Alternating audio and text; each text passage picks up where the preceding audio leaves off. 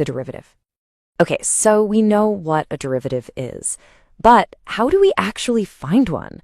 Thankfully, we don't have to reinvent the wheel every single time. We have a set of really powerful shortcuts, or rules. Let's start building our toolkit with the basics. Our very first tool is probably the easiest one you'll ever learn, the constant rule. The logic here is just beautifully simple. A constant is a number that, by definition, doesn't change. So what's its rate of change going to be? Yep, it's 0. The derivative of any constant number, whether it's 7 or 7 million, is always 0. If nothing is changing, the rate of change is 0. It's as simple as that. Next up is the absolute workhorse of differentiation, the power rule. You are going to use this one all the time. It is the key to handling any variable raised to a power, which is totally fundamental for everything from physics to economics.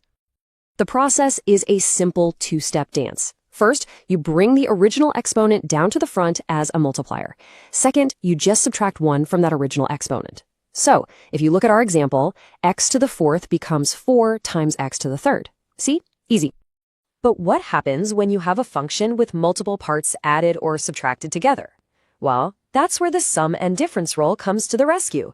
It basically lets us break a big problem down into smaller, manageable pieces and just handle each one separately. Okay, let's walk through this example together. We just apply our rules to each part one by one. The derivative of x cubed? That's 3x squared, using our power rule. The derivative of 4x is just 4. And the derivative of that constant, -9, is 0. We just combine those results, and bam! The final answer is 3x squared plus 4. All right, we've got the